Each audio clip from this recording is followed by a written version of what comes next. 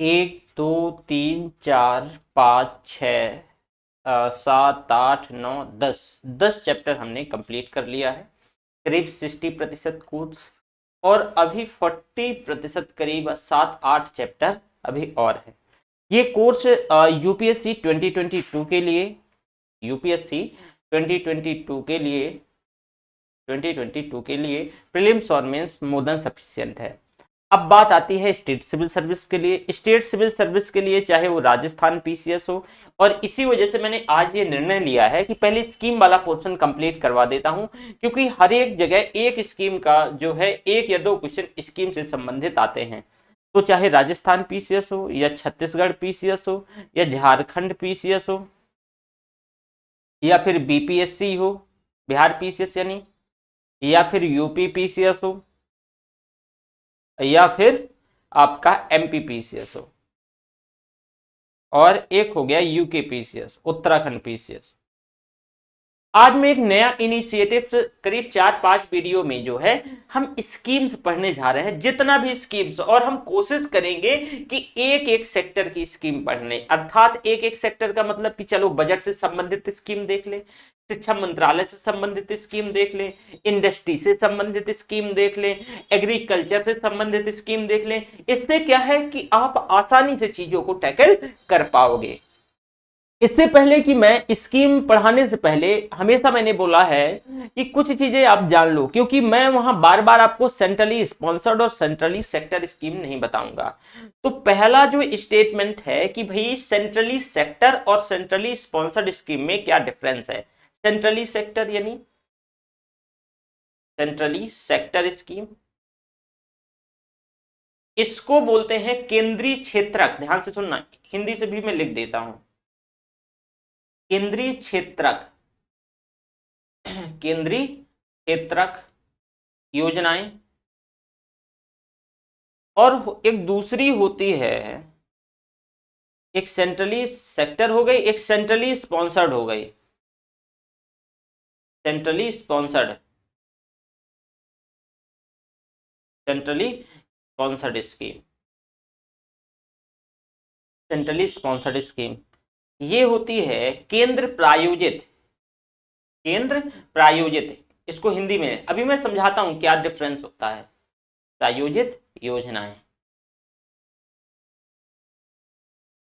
ध्यान से सुनना, सेंट्रली सेक्टर्ड स्कीम में पूरा फंड सेंट्रल गवर्नमेंट का होता है, पूरा फंड सेंट्रल गवर्नमेंट का होता है, पूरा कंप्लीटली फंड सेंट्रल गवर्नमेंट करती है। अगर कोई स्कीम है तो इसमें 100% फंडिंग जाएगी सेंट्रल गवर्नमेंट की।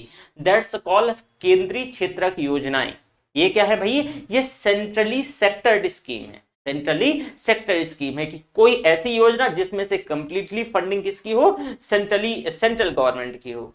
वही एक सेंट्रली स्पॉन्सर्ड योजनाएं होती है, मैं भी बताऊंगा इनमें, इसी वजह से पहले मैं थोड़ा सा इसमें से क्लासिफाई कर रहा हूं। सेंट्रली स्पॉन्सर्ड में पार्शियली सेंट्रल की मतलब फंडिंग होती है, पार्शियली सेंट्रल की फंडिंग, और पार्शियली पार्शियली पार्शियली सेंटर की, और पार्शियली भाई किसकी होती है, स्टेट की फंडिंग होती है, पार्शियली स्टेट की फंडिंग होती है। तो ऐसी स्कीम को सेंट्रली स्पॉन्सर्ड स्कीम कहा जाता है, ऐसी स्कीम को केंद्र प्रायोजित योजना है। अब आप सुनोगे कि एक ऐसी स्कीम है, मैं बताऊंगा भाई सभी स्कीम की कौन सी सेंट्रली सेक्टर है, कौन सी सेंट्रली स्पॉन्सर्ड है। तो सुनोगे कि भाई इसमें से राज्य सरकार भी कुछ 40% दे रही है, 30%, वही जो केंद्र सरकार है 70 या 60% दे रही है। So this is a centrally sponsored scheme. Okay, चलो अब हम पहले शिक्षा मंत्रालय से संबंधित स्कीम्स को पढ़ना शुरू करेंगे। शिक्षा मंत्रालय से संबंधित जो गरीबी की बीसियस साइकिल है, जो गरीबी का दुष्चक्र है, सिर्फ और सिर्फ शिक्षा ही तोड़ सकती है ना।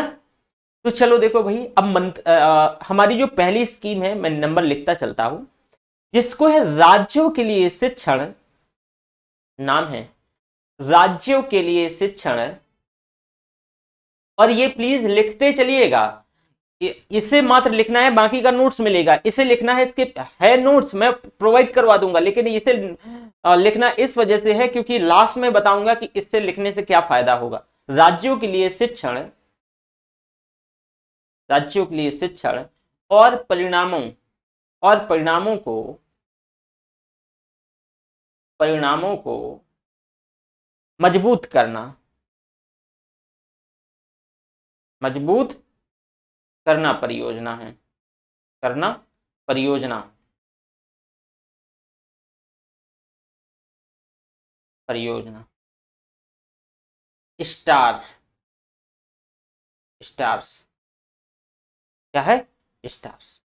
तो सबसे पहले की कोई योजना है तो वो किस मंत्रालय से संबंधित है, तो संबंधित मंत्रालय, ऐसे ही लिखते चलना है, ठीक है।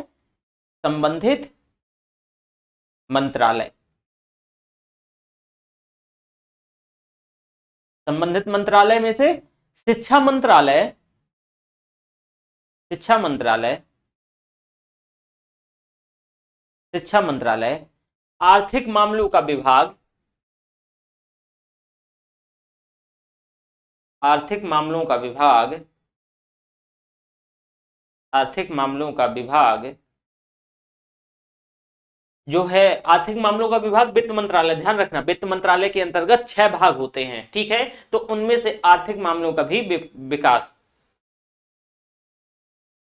DEA, ठीक है। यानी इसमें से आर्थिक मामलों का विभाग जो कि वित्त मंत्रालय के अंतर्गत, और साथ में विश्व बैंक, ध्यान से सुनना, विश्व बैंक।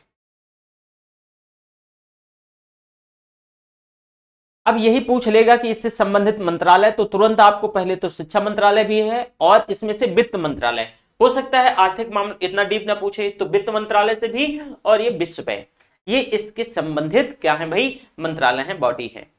अब नोडल कार्यान्वयन एजेंसी की अगर हम बात करते हैं, तो नोडल कार्यान्वयन एजेंसी में, नोडल कार्यान्वयन, कार्यान्वयन एजेंसी, कार्यान्वयन एजेंसी, इसमें से स्कूल शिक्षा और साक्षरता विभाग, स्कूल शिक्षा और साक्षरता विभाग, और साक्षरता विभाग, कार्यान्वयन एजेंसी जो है साक्षरता विभाग,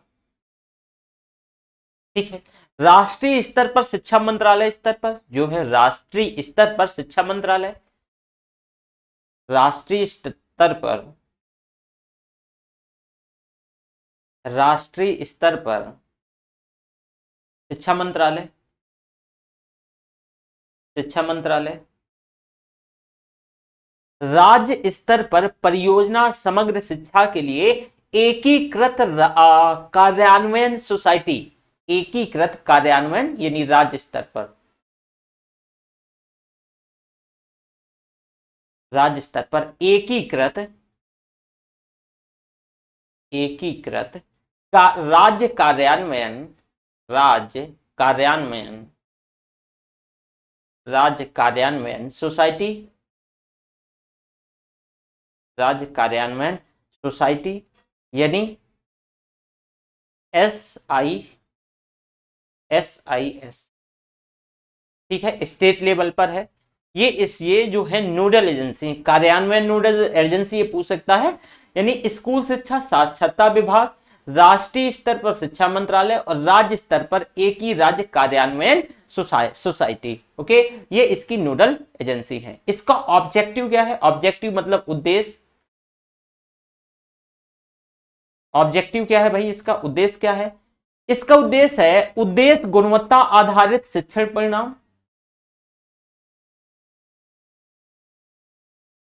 गुणवत्ता आधारित, गुणवत्ता आधारित,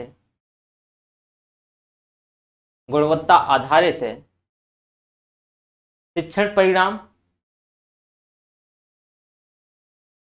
शिक्षण परिणाम की राष्ट्रीय शिक्षा नीति, की राष्ट्रीय शिक्षा नीति, शिक्षा नीति, शिक्षा नीति 2020 के अकॉर्डिंग। ठीक है, अगला इसमें से क्या है भाई, सरकार के द्वारा मैनेज्ड स्कूल शिक्षा प्रणाली, सरकार के द्वारा प्रबंधित प्रबंधित प्रबंधित शिक्षा प्रणाली को मजबूत बनाना, शिक्षा प्रणाली को क्या करना भाई, मजबूत बनाना, मजबूत करना, जो कि मुख्य तौर से हाशिए पर खड़े समूहों की जो छात्र छात्रा हैं उनकी शैक्षिक आवश्यकताओं को पूरा करे। इसके ये ऑब्जेक्टिव हैं। साथ में आत्मनिर्भर भारत अभियान के हिस्से के तौर पे इसमें से पीएम ई विद्या फाउंडेशन, आत्मनिर्भर भारत के अभियान के अंतर्गत आत्मनिर्भर भारत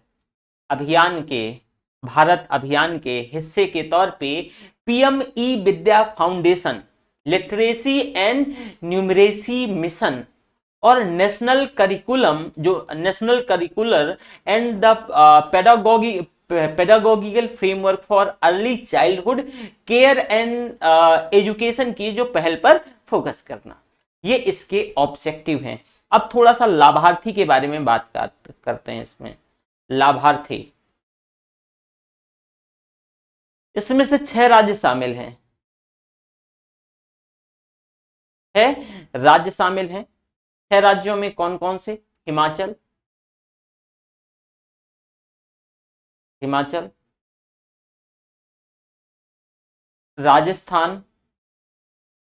राजस्थान वालों ध्यान रखना, राजस्थान, महाराष्ट्र,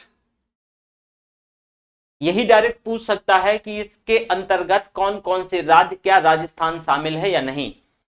तो महाराष्ट्र, चौथा आपका एमपी और आपका 5वां है उड़ीसा। ये 6 राज्य इसमें से लाभार्थी हैं इसके। ठीक है, ये ध्यान रखना। अब प्रक्रियाएं और इसका तंत्र जो है, प्रोसेस, तो राष्ट्रीय स्तर पर प्रक्रियाएं तो ध्यान से सुनना, राष्ट्रीय स्तर पर जो सीखने की आकलन प्रणाली को मजबूत बनाने में सहायता करना, यानी राष्ट्रीय स्तर पर जो लर्निंग प्रोसेस है, राष्ट्रीय स्तर पर जो लर्निंग इवेल्युएशन प्रणाली है, लर्निंग आकलन प्रणाली है, जो है सीखने की आकलन प्रणाली,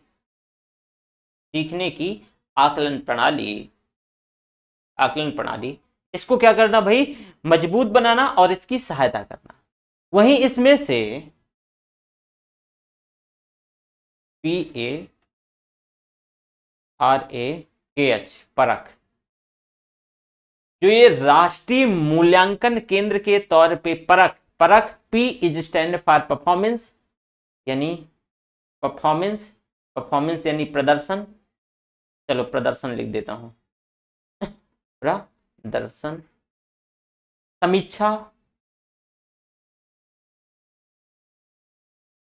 समीक्षा, इसके साथ साथ समग्र विकास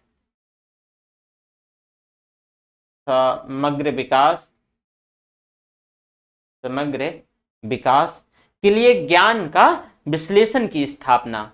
साथ में इसमें से एनईपी में शामिल शिक्षा मंत्रालय के तहत स्वतंत्र और स्वायत्त संस्थान देश में लगभग जो है 60 परीक्षा बोर्डों के लिए मानक तय करेगा। वहीं आकस्मिक आपातकालीन जो प्रतिक्रिया घटक है, सरकार को स्कूल बंद होने, बुनियादी ढांचे के नुकसान से होने वाले जो हानि है, इसके साथ साथ ऐसी स्थितियों से निपटने के लिए जो रिपोर्ट लर्निंग जैसी कोई प्रौद्योगिकी के माध्यम से इसमें से हेल्प करना। वहीं जो CERT घटक सुविधा प्रदान करेगा, जैसे कि वित्त पोषण जो फाइनेंसिंग है, तो वित्त पोषण को तेजी से पुनर्वर्गीकरण यानी संकट की स्थिति में लचीलापन प्रदर्शन मतलब लचीलापन प्रदान किया जाएगा। सुव्यवस्थित वित्त पोषण अनुरोध प्रक्रिया को उपयोग में लाया जाएगा ताकि वित्त पोषण में देरी से मतलब जो वित्त पोषण में देरी समाप्त हो जाए या वित्त पोषण में देरी ना हो। ये तो सेंट्रल स्तर पे है, ये है भाई केंद्र के स्तर पे। वहीं राज्य के स्तर की अगर हम बात करते हैं तो इसमें से जो है यह परियोजना 6 राज्यों जैसे कि हिमाचल प्रदेश, राजस्थान, मध्य प्रदेश, केरल, उड़ीसा, तो शिक्षा के परिणामों और स्कूल टू वर्क ट्रांजिशन है, ऐसी रणनीतियों में सुधार करना। इसका लक्ष्य जो है 5 साल, इंपॉर्टेंट है, ध्यान रखना, 5 ईयर, और यह केंद्र प्रायोजित, ध्यान से सुनना, ये जो बजट में इसे बोला गया कि भाई ये केंद्र प्रायोजित योजना है। समझ में आया? केंद्र प्रायोजित, केंद्र प्रायोजित योजना है ये। मतलब कि भाई इसमें से सेंटर बस पैसा नहीं लगाएगा, ये जो राज्यों से भी बोलेगा कि आपको भी कुछ पैसा लगाना पड़ेगा, तो ये केंद्र प्रायोजित योजना है। स्टार्स जो परियोजना की कुल परियोजना लागत करीब अगर हम बात करें, जो कि ये नहीं पूछा जाएगा, 2187 करोड़ रुपया, 2100 नहीं 51 है, ठीक है, तो 5118 करोड़ है, नॉट 87, 5118 करोड़ रुपए, जिसमें से विश्व की वित्तीय जो विश्व बैंक है तो इसकी वित्तीय सहायता 500 मिलियन अमेरिकी डॉलर, लगभग 3700 करोड़ रुपया, ध्यान से सुनना, 3700 करोड़ रुपया है। और शेष राशि जो है 5 वर्षों की अवधि में भाग लेने वाले जो हैं राज्यों के साथ साझा की जाएगी। तो ये जो है ये आप इससे संबंधित चीजों को देखा कि भाई जो स्टार्स जो योजना थी, वही संबंधित अंतरराष्ट्रीय संस्था में मैंने विश्व बैंक के बारे में ऑलरेडी बताया कि ये संबंधित अंतरराष्ट्रीय संस्था है, ठीक है। स्टार्स बस याद रखना, जैसे डायरेक्टली यही पूछा जा सकता है किससे संबंधित है, स्टार्स। तो स्टार्स जो प्रोजेक्ट है, स्टार से जो स्टैंड फॉर, ये भी तो लिख लो ना, standing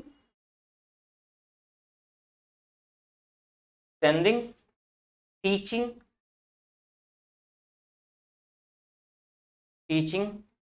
learning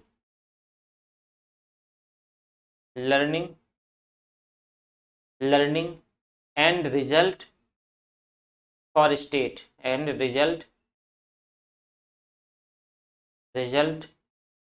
results for states, this is a stars, ठीक है।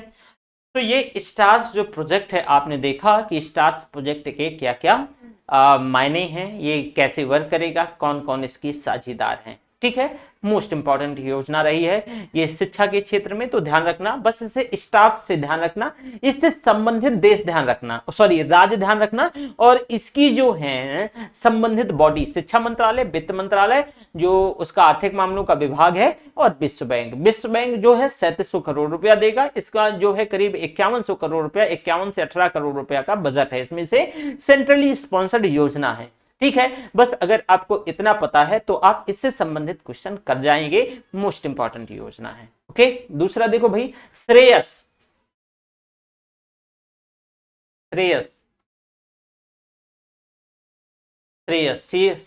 Is scheme for higher education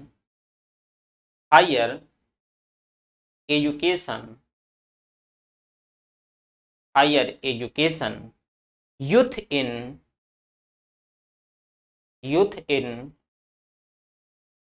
apprenticeship, CESHIP, apprenticeship and skill। Shreyas समझ में आया? तो एक ये योजना रही है। इससे संबंधित मंत्रालय देखो भाई, ये जो है शिक्षा मंत्रालय ने उच्च शिक्षा प्राप्त जो युवा हैं, ये इसका उद्देश्य थोड़ा सा समझो जरा पहले कि जो मिनिस्ट्री ऑफ एजुकेशन है, तो शिक्षा मंत्रालय ने जो हायर एजुकेशन प्राप्त युवा हैं उनके प्रशिक्षण और कौशल के लिए श्रेयस कार्यक्रम की शुरुआत की है, और इस योजना से युवाओं को रोजगार प्राप्त करने और देश की प्रगति में योगदान और सहायता करना। बहुत सिंपल है कि भाई ये जो योजना है श्रेयस हायर एजुकेशन के लिए है, देखो जरा इसमें से, और हायर एजुकेशन के लिए प्रशिक्षण प्रदान करेगी यूथ को, ठीक है, उनका स्किल अप्रेंटिसशिप पे क्या करेगी, ये भी उसके लिए वर्क करेगी, ठीक है, जिससे रोजगार और ये एक्सेट्रा चीजें मिल सके। अब इसमें जो इंपॉर्टेंट बात यह है कि इससे संबंधित मंत्रालय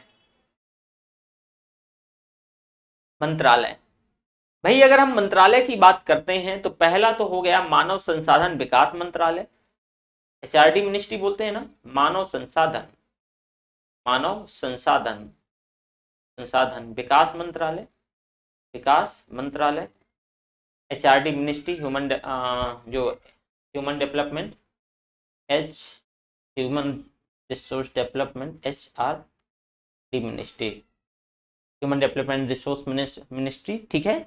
कौशल विकास और उद्यमिता मंत्रालय, मोस्ट इंपॉर्टेंट, कौशल विकास एवं उद्यमिता मंत्रालय, ठीक है। इसके साथ साथ इसमें से एक मंत्रालय और श्रम और रोजगार मंत्रालय,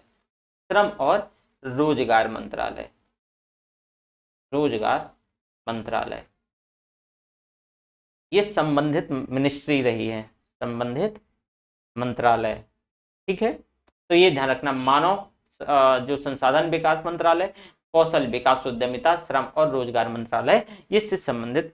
अब नोडल एजेंसी जरा से समझो, ये नोडल कार्यान्वयन एजेंसी, ठीक है ना, नोडल कार्यान्वयन एजेंसी, इसमें से प्राथमिक योजना राष्ट्रीय शिक्षुता प्रोन्नति योजना, इसको बोलते हैं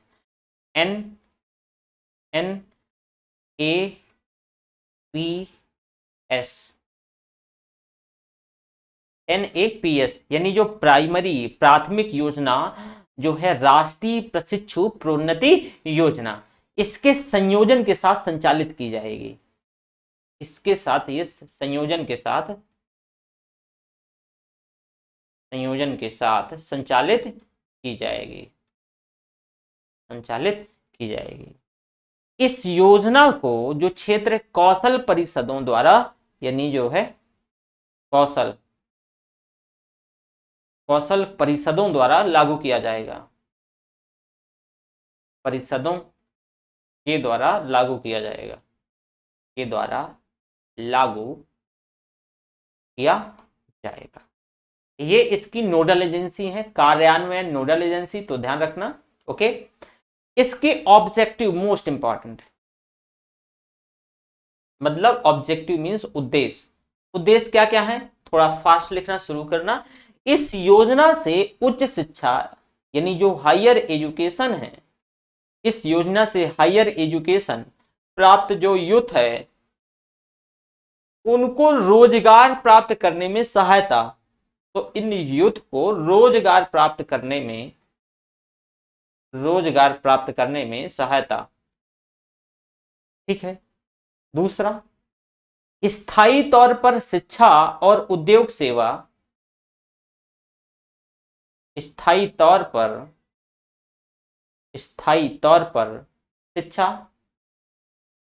शिक्षा और उद्योग सेवा,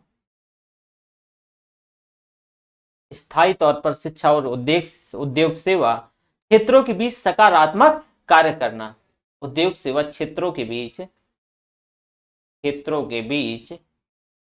सकारात्मक कार्य करना, ओके। अगला इसका ऑब्जेक्टिव है कि छात्रों को समय की मांग के अनुसार प्रगतिशील तरीके से कौशल प्रदान करना, स्किल प्रदान करना, ठीक है। उच्च शिक्षा के दौरान सीखने के लिए जो आय अर्जन सुनिश्चित करना, सीखने के दौरान जब आप ट्रेनिंग ले रहे हो तो सीखने के साथ मतलब ट्रेनिंग के दौरान ट्रेनिंग के दौरान आपको कुछ आय सुनिश्चित करना, कुछ पैसा देना, ठीक है। अच्छी गुणवत्ता वाली जनशक्ति, मतलब गुणवत्ता वाली, उच्च गुणवत्ता वाली जनशक्ति सुनिश्चित करके व्यापार और उद्योग क्षेत्र में सहायता करना। सरकार के प्रयासों को सुविधाजनक बनाने के साथ ही जो छात्र हैं तो छात्र समुदाय को रोजगार से जोड़ना। तो सरकारों के प्रयास के माध्यम से सुविधाजनक आसान बना करके जो उसके प्रयास है समुदाय को जोड़ना, ठीक है। लाभार्थी गैर तकनीकी क्षेत्रों में जो स्नातक है, ध्यान रखना, नॉन टेक्निकल, मोस्ट इंपॉर्टेंट लाभार्थी। चलो अगले पेज में लिख देता हूं मैं, यही पूछा जा सकता है। लाभार्थी जो नॉन टेक्निकल एरिया से हैं, गैर तकनीकी क्षेत्रों में स्नातक हैं, जस्ट लाइक एमए हो, आप बीए हो, स्नातक हो, बीए हो, है ना। तो जो नॉन टेक्निकल एरिया है, गैर तकनीकी क्षेत्रों में स्नातक, गैर तकनीकी, गैर तकनीकी क्षेत्रों में स्नातक, क्षेत्रों में स्नातक, क्षेत्रों में स्नातक, शामिल प्रक्रियाएं और तंत्र, शामिल प्रक्रियाएं, प्रक्रियाएं और तंत्र, शामिल प्रक्रियाएं और तंत्र। अब इसमें से इस योजना जो है कौशल विकास, उद्यमिता और श्रम मंत्रालय के समन्वयन के माध्यम से, यानी मैंने मंत्रालय बताया, ये कार्यान्वित किया जाएगा। ऑपरेशन नीचे दिया गया है, जैसे कि अगर हम बात करते हैं तो इसमें से कुछ चीजें हैं कि फॉर एग्जांपल कि जैसे सेक्टर स्किल काउंसिल यानी एसएससी ने करीब 100 से अधिक क्षेत्रों की पहचान की है जहां वे प्रशिक्षु के अवसरों को मतलब ढूंढ सकेंगे और इससे संबंधित जो कॉलेज हैं उनके प्लेसमेंट और जो सेल्स में मदद करेंगे। साथ में उन उद्योगों की पहचान करेंगे जहां की प्रशिक्षुओं को शिक्षण प्रदान किया गया है। साथ में उच्च शैक्षिक संस्थान श्रेयस पोर्टल में लॉगिन कर सकते हैं। ये जो श्रेयस पोर्टल है, कौशल क्षेत्रों में अपनी रुचि व्यक्त कर सकते हैं और साथ ही छात्रों की अपेक्षित संख्या भी तय कर सकते हैं।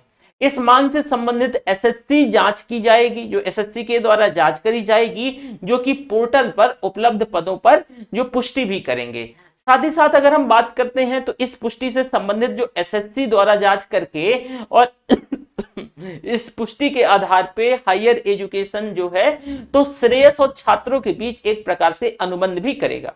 इसके बाद जो मासिक वजीफा है तो आप मासिक वजीफा का इसका जो भुगतान है वो इसका 25% जो एनएपीएस है पोर्टल द्वारा प्रतिमाह अधिकतम 500 रुपया, मतलब बहुत ज्यादा है, 500 रुपया देख ही रहे हो, तो अधिकतम 500 रुपया, और इसके साथ साथ इसमें से कुछ और भी पैसा इन्हें दिया जा सकता है, ठीक है। तो ये रहा आपका इससे संबंधित। वहीं एसएससी की निगरानी करेगा और इसमें से अप्रेंटिस जो अवधि के अंत में परीक्षा आयोजित करेगा और सफल उम्मीदवारों को जो है सर्टिफिकेट देगा। ये प्रमाण पत्र रोजगार मांगने के लिए पूरे भारत में मान्य रहेंगे।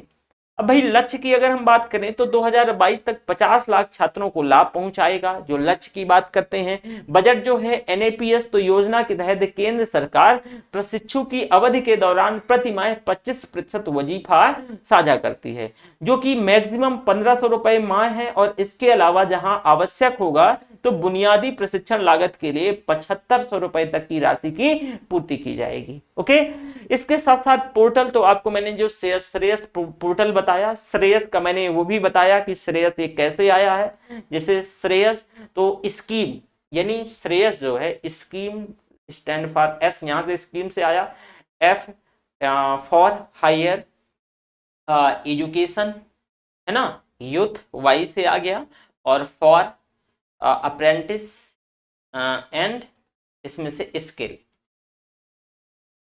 ठीक है। तो ये है, और मैंने मिनिस्ट्री जो है मैंने बताया ministry of human resource and development के अंतर्गत, गवर्नमेंट ऑफ इंडिया के अंतर्गत ये कार्य करेगा। आप इसे अप्लाई भी प्रॉपरली कर सकते हो, ठीक है, जो नॉन टेक्निकल एरिया से हैं। Okay, most important. अब अगला है मध्याह्न भोजन योजना। मध्याह्न भोजन योजना, भाई ये क्या है? शिक्षा क्षेत्र से ही देखो, मिड डे मील कार्यक्रम को एक केंद्रीय प्रवर्तित योजना के तौर पे, केंद्रीय प्रवर्तित योजना के तौर पे 15 अगस्त 1995, है ना, 1995 को पूरे देश में लागू किया गया, 15 अगस्त 1995 को।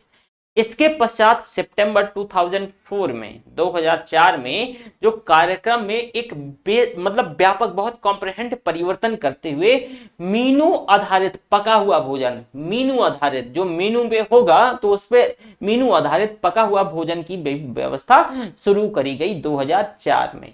ठीक है, अब कार्यान्वयन एजेंसी की अगर हम बात करते हैं तो निःशुल्क और अनिवार्य शिक्षा का अधिकार अधिनियम 2009, एक ये ध्यान रखना, ये कार्यान्वयन एजेंसी है। इसके तहत जो अधिदेशित यानी जो प्रेस रिलीज थी, तो अनुदेशित स्कूल प्रबंधन समिति मध्याह्न योजना कार्यान्वयन की निगरानी करती है। राज्य संचालक और सह निगरानी समिति जो स्टेट स्क्रीनिंग कम मॉनिटरिंग कमिटी है, यानी SSMC इसे बोलते हैं, SSMC, तो पोषण मानकों और भोजन की गुणवत्ता के लिए ध्यान देना और रखरखाव के लिए एक तंत्र की स्थापना सहित इसमें से इसकी कार्यान्वयन की निगरानी करना, ये इसका ध्यान रखना कार्यान्वयन एजेंसी है। साथ में ऑब्जेक्टिव की बात करें, ऑब्जेक्टिव की, तो भाई सर्व शिक्षा अभियान के तहत समर्थित, जो सर्व शिक्षा अभियान के तहत समर्थित सरकारी स्कूलों, सरकारी सहायता प्राप्त स्कूलों और विशेष प्रशिक्षण केंद्रों, जो कि विशेष प्रशिक्षण केंद्र हैं मदरसों और मकतबों में, जो कक्षा 1 से 8वीं तक, ध्यान से सुनना, 1 to 8 तक सभी स्कूल जो सरकार के द्वारा समर्थित हैं या कैसे भी माध्यम से या थोड़ा बहुत भी सरकार का उसमें से फंडिंग जाता है, तो 1 से 8 तक के जो पढ़ने वाले बच्चों के नामांकन और जो है प्रतिधारण और उपस्थिति को बढ़ाने, पोषण स्तर में सुधार करना है। वहीं प्राथमिक शिक्षा के सार्वजनिकरण को भी बढ़ावा देना है। विद्यालयों में छात्रों के नामांकन में वृद्धि और छात्रों को स्कूल के यानी स्कूल में आने के लिए प्रोत्साहित करना है।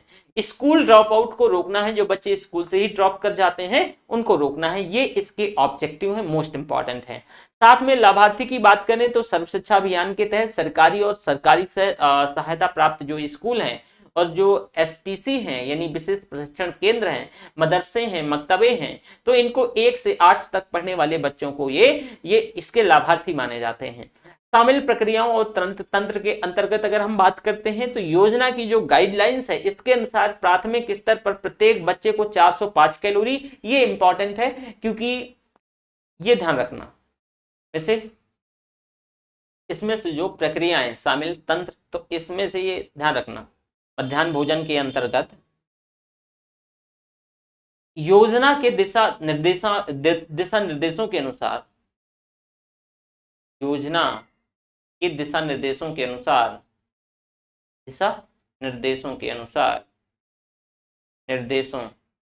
अनुसार प्रत्येक बच्चे को प्राथमिक स्तर पर प्राइमरी लेवल पर 450 कैलोरी, ध्यान से सुनना, 450 कैलोरी और 12 ग्राम प्रोटीन, ये कैलोरी ठीक है, 12 ग्राम प्रोटीन, क्या ऐसा होता है? शायद तो नहीं। 12 ग्राम प्रोटीन के साथ जो है पका हुआ मध्याह्न भोजन, जो मिड डे मील, तो पका हुआ मध्याह्न भोजन। उच्च प्राथमिक स्तर पर अगर हम बात करें, उच्च प्राथमिक स्तर पर, तो इसमें से उच्च प्राथमिक स्तर पे 700 कैलोरी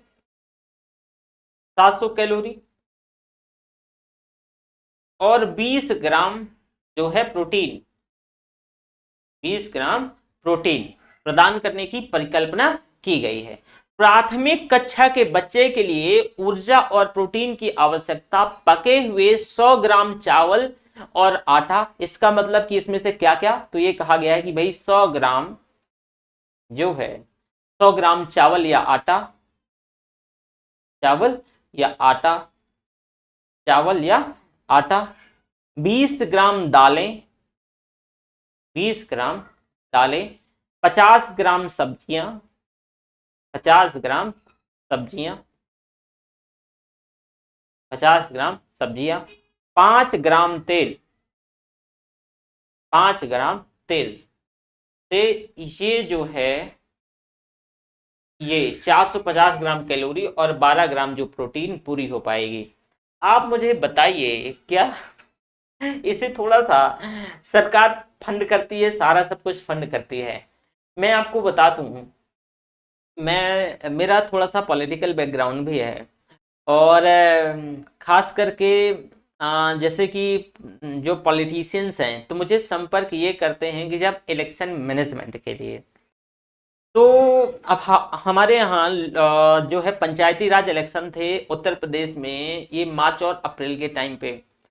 तो इस समय मैं उनका नाम नहीं बताऊंगा। इस समय वो दो दो जिला पंचायत सदस्य हैं, दो दो मतलब 2 सीटों से जिला पंचायत सदस्य हैं। एक उनकी खुद की वाइफ है और उनकी मतलब एक भाई की वाइफ है, क्योंकि हमारे यहाँ जो महिला सीट हुआ करती थी। उनने मुझे संपर्क किया और मुझे इस बारे में ये पता था क्योंकि पहले वो प्रधान थे, इससे पहले प्रधान मुखिया समझते होंगे, सॉरी तो मुखिया थे। तो उनने मुझे संपर्क किया, तो एक उनका कंप्लेन एक्चुअल में मेरे पास आया था कि जो वहाँ के शिक्षक हैं, टीचर हैं प्राइमरी स्कूल के, तो उन टीचर ने बताया कि भाई मेरे पास वो प्रॉपर एक डेटा है और अथेंटिक है, मतलब डेटा की मतलब एक रिकॉर्डिंग भी है, आज भी रिकॉर्डिंग पड़ी हुई है। उनने बताया कि एक बच्चे पे करीब जो है हमारा जो खर्च है, तो साल भर में मतलब ओवरऑल अगर बात करें तो 25 रुपया बना था साल भर में, 25 रुपया। और जितना भी बच्चा था तो करीब 37,000 में, 37,000 रुपया में पूरा साल भर का उनने एक्सपेंडिचर निकाला था। ठीक है, अब वो जैसे भी बनाया हो, मतलब ये सामान इतने का लाया गया था, तो क्या इतने में सरकार इतना पैसा देती है, फंड करती है? ये कहाँ की, ये किसकी गलती है? आप जरा बताओ, ये सब ऐसा क्यों हो रहा है? ये सब करप्शन, इतना ज्यादा हमारे देश में करप्शन है, इतना ज्यादा करप्शन है कि अब मैं क्या बताऊं। मेरे एक और दोस्त की मैं अपनी कहानी बताता हूँ। मेरा एक दोस्त था ना, गन्ना गन्ना प्रभारी बोलते हैं यूपी में, गन्ना एग्रीकल्चर में कुछ वैकेंसी निकलती थी। तो वो 2015 में शायद, नहीं 17 में, 2017 में सेलेक्ट हुए थे। और 2017 में सेलेक्ट होने के बाद उनका जो बेसिक इनकम है उनको करीब 24,000 रुपया समथिंग मिलता है। आज उनके पास, मैं बोल रहा हूँ, उनकी पोस्टिंग भदोही तरफ है। तो उनकी जो है मतलब इतने मोस्ट करप्ट दोस्त हैं, लेकिन अब नहीं हैं या हैं भी, मतलब बहुत दिन से मेरे से संपर्क नहीं हुआ है। इतने करप्ट, इतने करप्ट कि मैं अब अंदाजा नहीं लगा सकते हैं। उनने अपने 4 साल की नौकरी में करीब जो है एक 24,000 पाने वाला व्यक्ति, 24,000 पाने वाला व्यक्ति, अगर हम बात करते हैं तो करीब उसने 1 करोड़ रुपए की संपत्ति बनाई है। 1 करोड़ रुपए की संपत्ति, कहां से ये पैसा आ रहा है बताइए? ये करप्शन, ये कैसे, कहाँ है करप्शन? देख पा रहे हैं किस स्थिति पे है? मतलब आपको, अगर आपको अपना, चलो कोई अगर वृद्ध चला गया है या कुछ, तो किसी का अगर मान लो डेथ सर्टिफिकेट भी बनाना है ना, तो उसमें भी पैसा मांगा जाता है। और तो छोड़िए, किसान की, किसी किसान की मृत्यु हो गई, जो असामयिक मृत्यु हो जाती है, नेचुरल मृत्यु नहीं होती है, या फिर आप समझो कि खेत में काम करते हुए कुछ भी ऐसा हो जाता है, सांप काट लिया या बाइट कर लिया, तो सरकार उसके लिए प्रॉपर पैसा देती है, लेकिन उसमें भी सर्टिफाई करने के लिए पैसा मांगा जाता है। तो ये तो सामान्य चीज है। उससे भी ज्यादा आप जीता जागता सबूत इस बार देखा होगा कि जो एम्फी जो है एक ब्लैक फंगस में एक वो है एम्फीबिटेरियन क्या बोलते हैं, वो एक इंजेक्शन, बहुत पॉपुलर इंजेक्शन था। मतलब उसकी बहुत कम कॉस्ट थी, लेकिन वो जाके 50,000 में बिका है। अरे उसे तो छोड़ दीजिए, कोरोना के जो रेमडेसिविर है, तो ये 50,000 1 लाख में बिका है। ये कहां से ऐसा? लोग ना मौतों का सौदा करते हैं, लोग मौतों का सौदा करते हैं। तो ये तो आम चीज। और ये हर किसी में देखो, मैं तो कहता हूं कि अगर समाज चाहे तो इन समस्या को 2 दिन में सेटल कर सकता है, 2 दिन में, लेकिन ऐसा नहीं चाहता है समाज, सोसाइटी नहीं चाहती है ऐसा। उसका उदाहरण बताता हूं। कोई बच्चा जब सेलेक्ट होता है तो उससे मतलब ये अंदाजा उसका लगाया जाता है कि अच्छा अगर टीचर है, जरा समझना, एक रेट बता रहा हूं, अगर हमारे यहाँ यूपी में टीचर है कोई प्राइमरी का जिसकी बेसिक इनकम होती है 42,800 रुपए से, तो उसका जो रेट है वो 10 लाख से लगा करके 12 लाख तक ये उसका रेट चलता है। ध्यान से सुनना मेरे, और मैं कुछ बता दूं, मेरे कुछ और दोस्त हैं, उनका मानना है कि भाई पैसे दे करके सरकारी जॉब ले लो, चलो 15 लाख रुपया दे के प्रवक्ता बन जाओ, ठीक है, टेट निकाल लो 2.5 लाख दे के, 3 लाख या 10 लाख दे के, सी टेट निकाल लो, मास्टर बन जाओ, शादी मत करना। और पैसा भी ऐसे ही लिया जाता है, अगर शादी नहीं हुई है उसकी तो पैसा, ये जो 15 लाख है, तो अगर उसके लिए जिसकी शादी हो गई है तो ये 12 लाख हो जाता है, तो जिसकी शादी नहीं हुई है तो वह शादी में फिर 20 लाख की मांग करता है। क्यों? क्योंकि उसका पैसा कौन दे भाई? लड़की वाला दे। ये करप्शन है। अब फिर देखो, अगर ये व्यक्ति पैसा नहीं दे, मतलब लड़की वाला पैसा नहीं देता है ये, तो मान लो कि उसने एग्री कर लिया, बाद में कुछ बाद में देने को कर दिया, तो फिर देख रहे हो डोमेस्टिक वायलेंस और एक्सेट्रा ये सारी चीजें फैलती है। तो ये करप्शन का आलम है। अब वहीं ये प्राइमरी स्तर पे, तो तभी आप 450 किलो कैलोरी प्राप्त कर सकते हो, 12 ग्राम प्रोटीन प्राप्त कर सकते हो। वहीं अगर हम उच्च स्तर की बात करें, उच्च प्राथमिक स्तर की, तो यहाँ पे आपको, जहां पे कैलोरी 700 कैलोरी और 20 ग्राम प्रोटीन है ना, 20 ग्राम भाई प्रोटीन। तो अगर हम इसकी बात करें तो ये कितना अगर दिया जाए बच्चों को तो ये प्राप्त हो सकता है 150 ग्राम चावल या आटा, पके हुए में ध्यान रखना, चावल या आटा, 30 ग्राम दालें, 30 ग्राम दालें, ठीक है, 75 ग्राम सब्जियां, 75 ग्राम सब्जियां, 7.5 ग्राम तेल,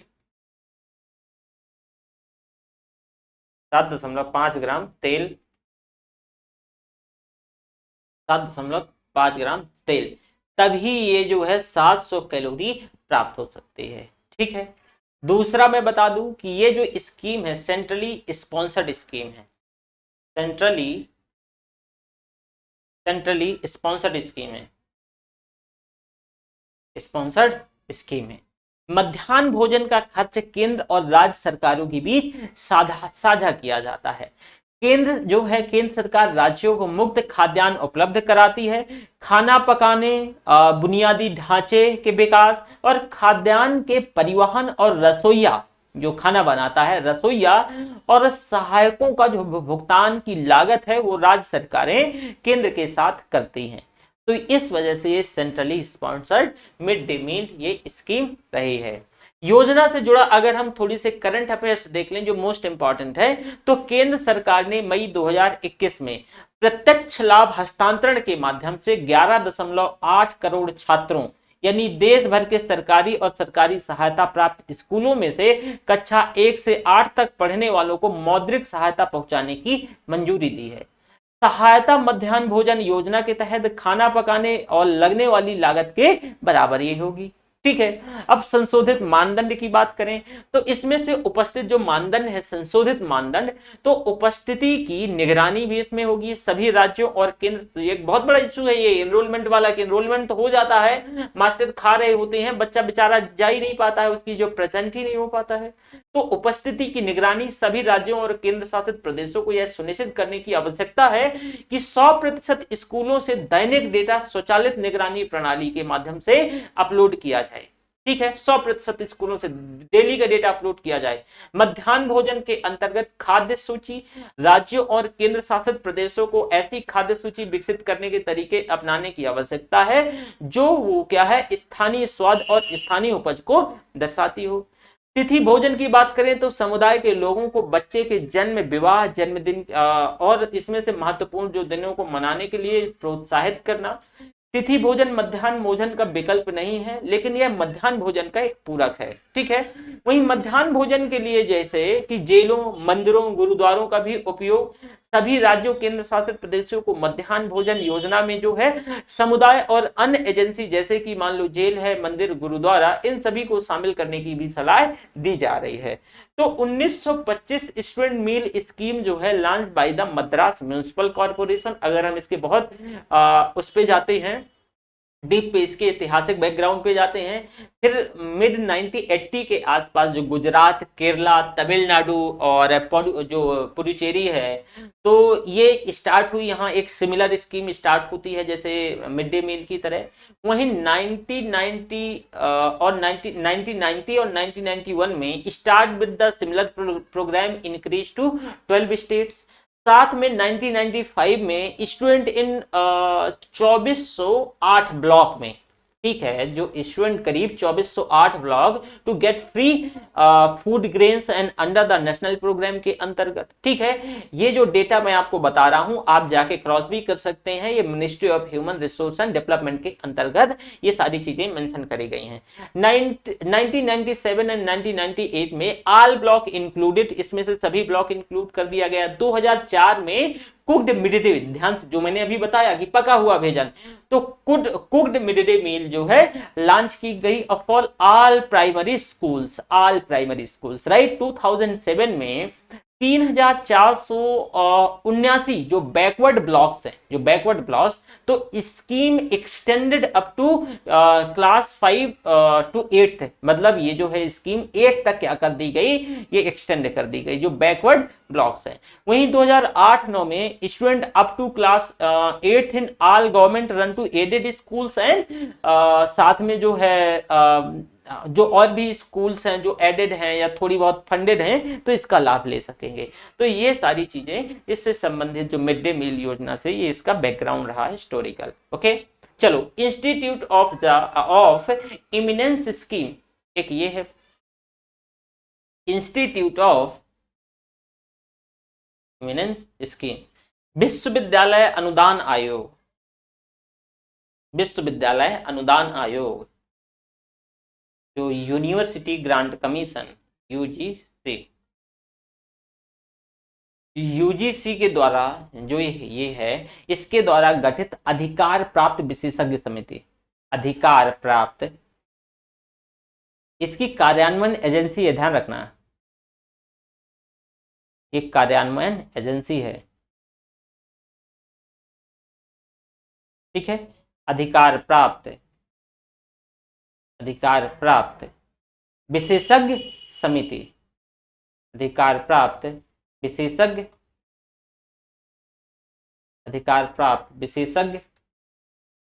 विशेषज्ञ समिति, राइट।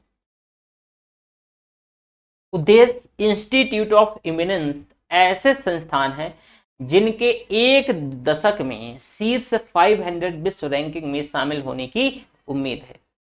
लाभार्थी, 10 सार्वजनिक और 10 निजी शिक्षण संस्थानों का चयन अधिकार प्राप्त समिति की सिफारिशों के आधार पर किया जाएगा। शामिल इसमें से प्रक्रियाएं और जो कुछ प्रोसेसेस हैं, कुछ जो तंत्र हैं, इसमें से जो इंस्टीट्यूट ऑफ इमिनेंस स्कीम है, इसके तौर पे चिन्हित संस्थानों की पूरी शैक्षणिक, प्रशासनिक, जैसे फीस, पाठ्यक्रम आदि पर जो है स्वतंत्रता प्रदान की जाएगी। संस्थानों को हम अगर बात करें तो कुछ जो है चीजें इसमें से प्रदान की जाएंगी। फॉर एग्जाम्पल, जैसे कि प्रवेशित छात्रों के 30% तक विदेशी छात्रों का प्रवेश जो है, 30% तक विदेशी छात्रों का, जो फॉरेनर स्टूडेंट है,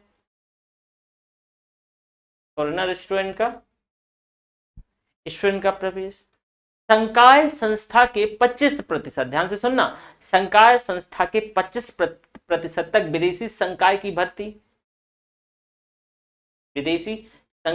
भर्ती, साथ में अगर हम बात करें तो अपने कार्यक्रमों के 20% ऑनलाइन पाठ्यक्रम प्रदान करना।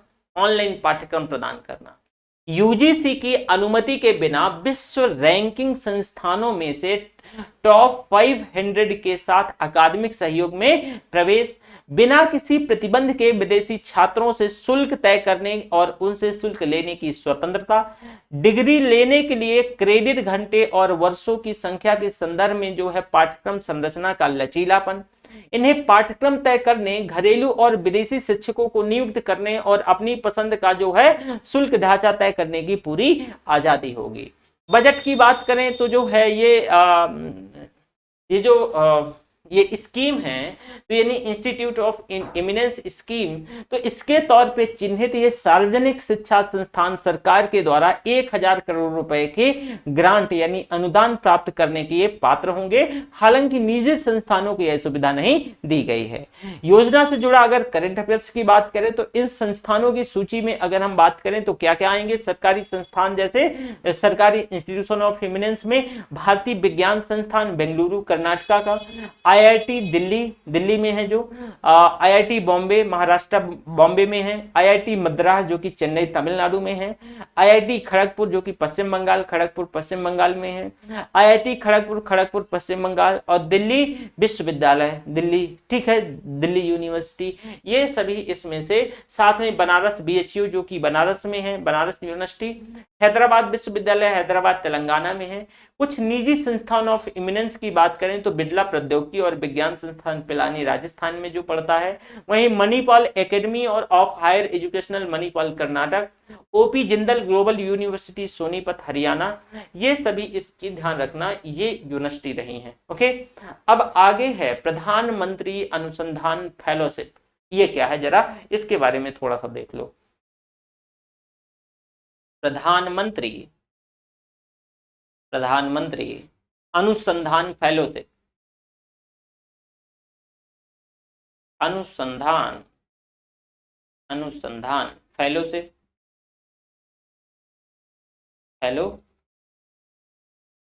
फेलोशिप कार्यान्वयन एजेंसी शिक्षा मंत्रालय भारत सरकार। देश, देखो भाई, देश के विभिन्न उच्च शिक्षण संस्थानों में अनुसंधान की गुणवत्ता में सुधार करना। आकर्षण फेलोशिप के साथ यह योजना अनुसंधान में सर्वश्रेष्ठ प्रतिभाओं को आकर्षित करने और मतलब इसका प्रयास करती है, जिसमें से नवाचार के माध्यम से विकास के सपने को साकार किया जा सके। यह ऐसे छात्रों को आईआईटी, आईआईएसईआर और आईआईएससी पीएचडी कार्यक्रमों में सीधा प्रवेश कराता है।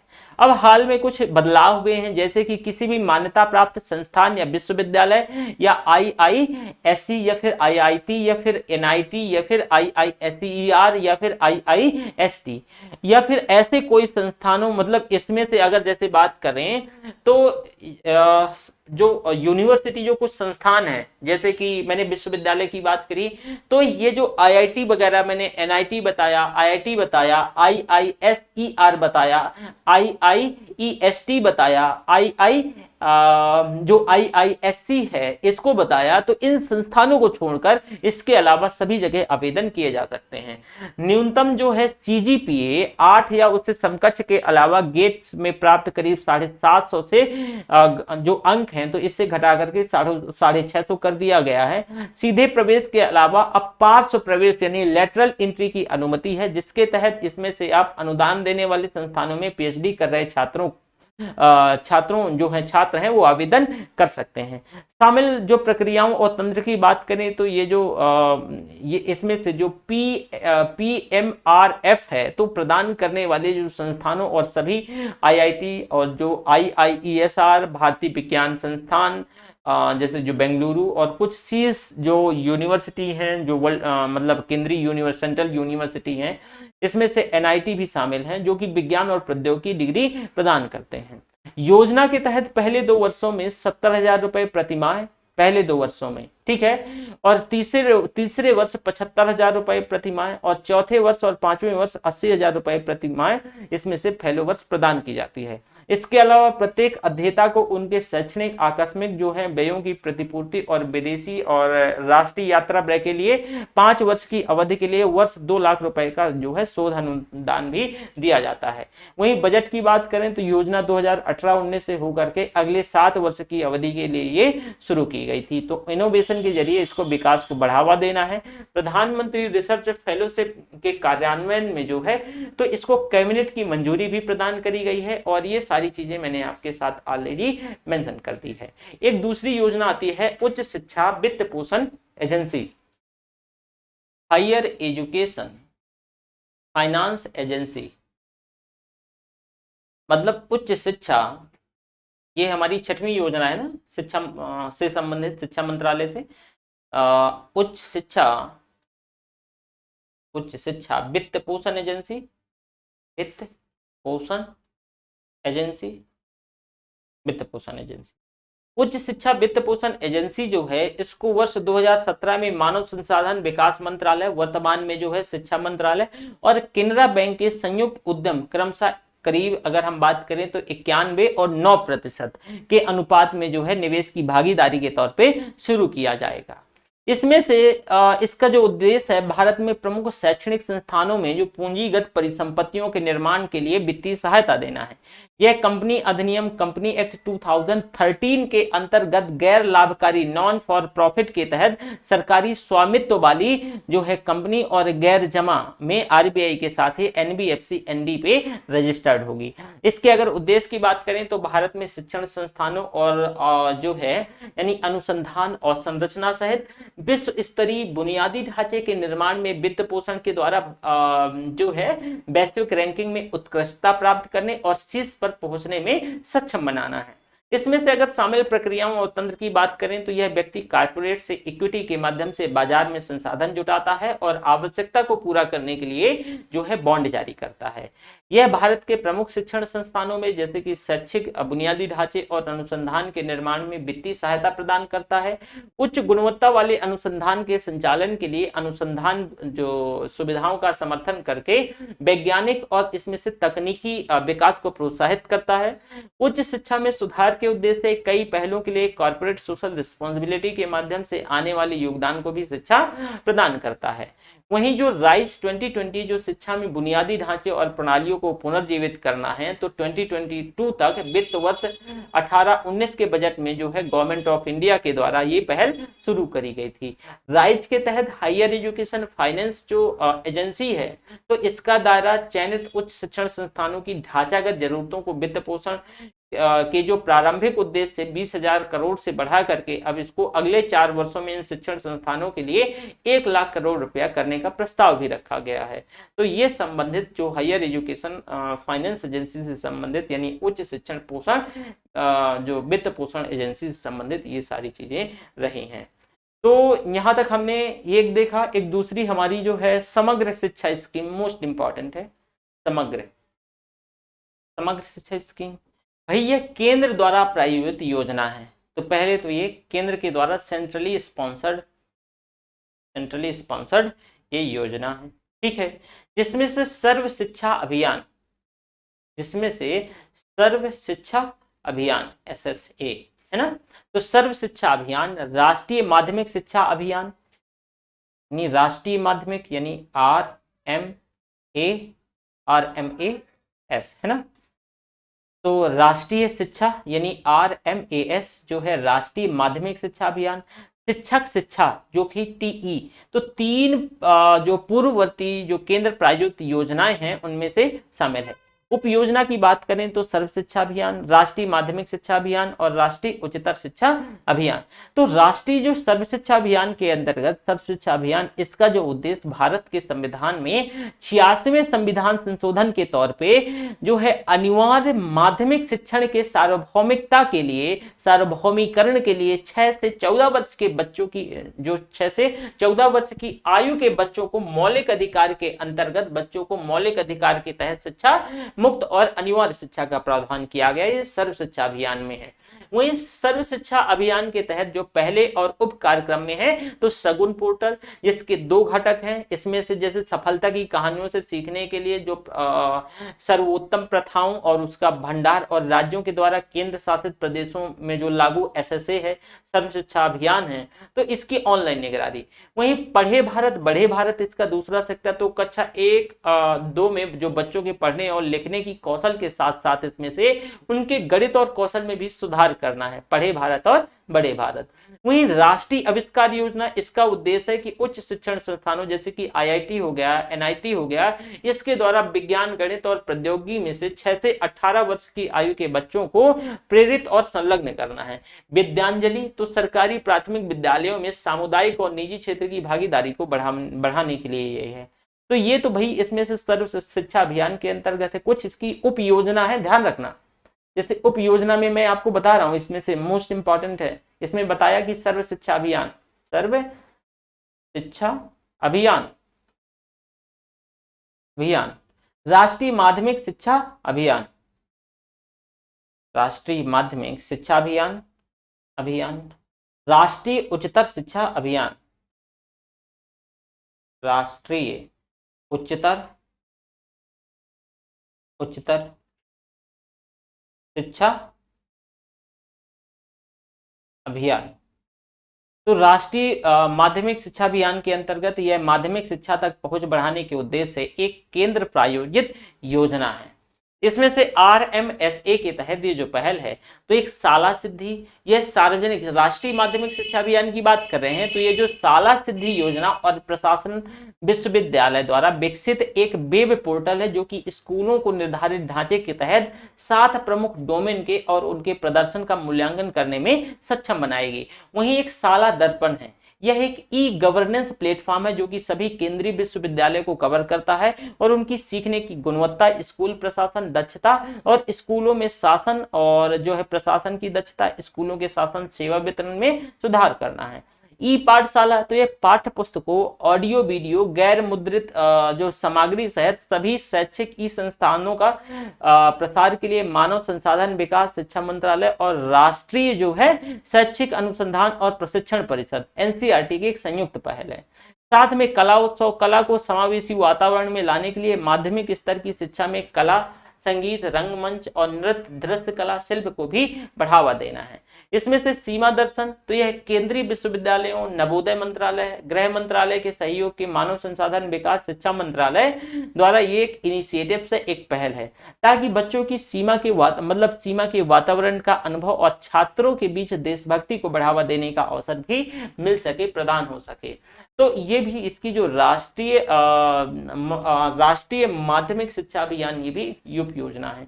वही राष्ट्रीय जो है उच्चतर शिक्षा अभियान, तो भाई जो राष्ट्रीय उच्चतर शिक्षा अभियान रूसा 2020 तक उच्च शिक्षा में नामांकन को 30% तक बढ़ाने के लिए एक केंद्र प्रायोजित योजना है।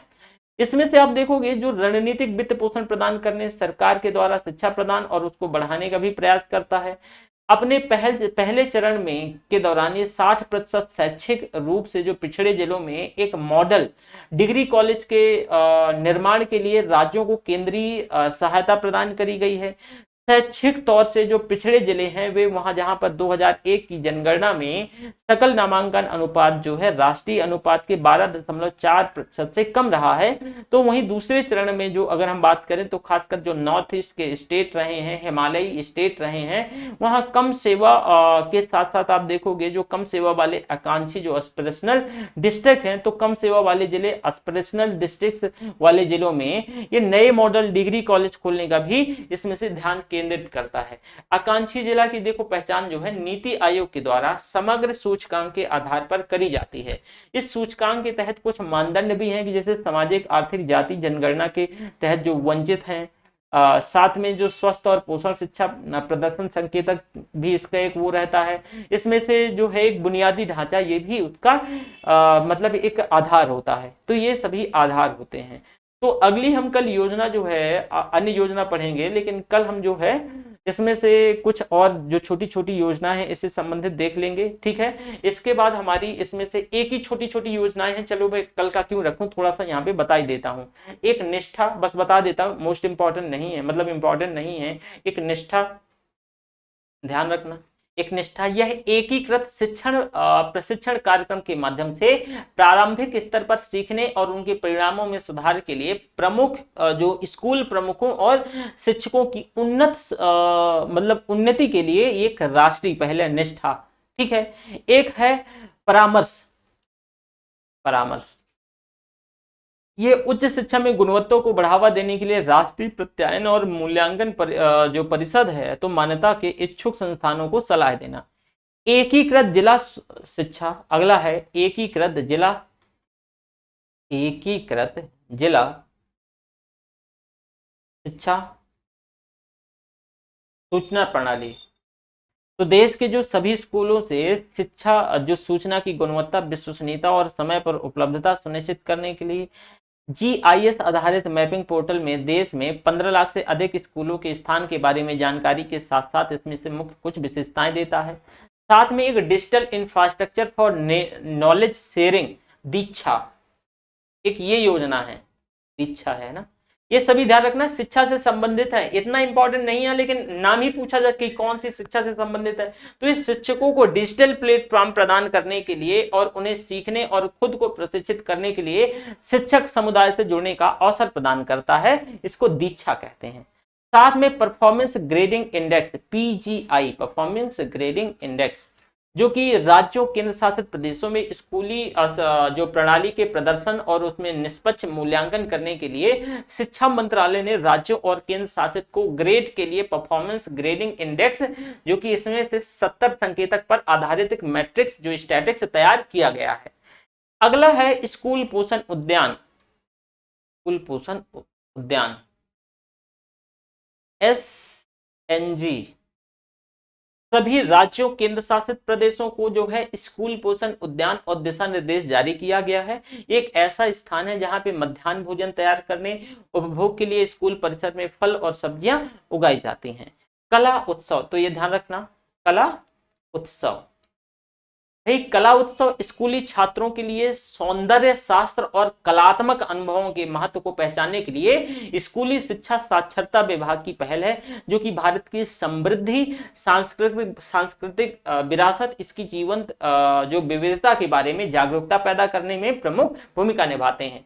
अगला है फेलोशिप, इसे शिक्षा मंत्रालय और विदेश मंत्रालय द्वारा लॉन्च किया गया था। यह आईआईटी एकीकृत पीएचडी कार्यक्रमों को बढ़ाने के लिए जो है आसियान देशों के छात्रों को 1000 फेलोशिप प्रदान करता है। वहीं भारत पढ़े ऑनलाइन अभियान, तो यह भारत में ऑनलाइन शिक्षा पारिस्थितिकी तंत्र में सुधार और उसके लिए विचारों की जो है क्राउड सोर्सिंग के लिए 1 सप्ताह तक चलने वाला एक अभियान है, ठीक है। तो ये भी एक इसी से संबंधित है। इसका जो उद्देश्य है ये भी सुन लो, जो है भारत पढ़े अभियान के अंतर्गत की जो डिजिटल शिक्षा प्लेटफॉर्म को बढ़ावा देते हैं, ऑनलाइन शिक्षा की बाधाओं को दूर करने के लिए मंत्रालय के साथ सीधे समाधान करने के लिए भारत में सभी बुद्धिजीवियों को आमंत्रित करना है। एक है राष्ट्रीय परीक्षण एजेंसी, राष्ट्रीय प्रशिक्षण एजेंसी मतलब उच्च शिक्षण संस्थानों के लिए प्रवेश परीक्षा में आयोजित करना। भारतीय सोसाइटी पंजीकरण अधिनियम, इंडियन सोसाइटी रजिस्ट्रेशन एक्ट के तहत एक सोसाइटी के तौर पर रजिस्टर्ड प्रख्यात शिक्षाविद की अध्यक्षता में एक स्वायत्त और आत्मनिर्भर प्रीमियर परीक्षण संगठन शिक्षा मंत्रालय के द्वारा नियुक्त।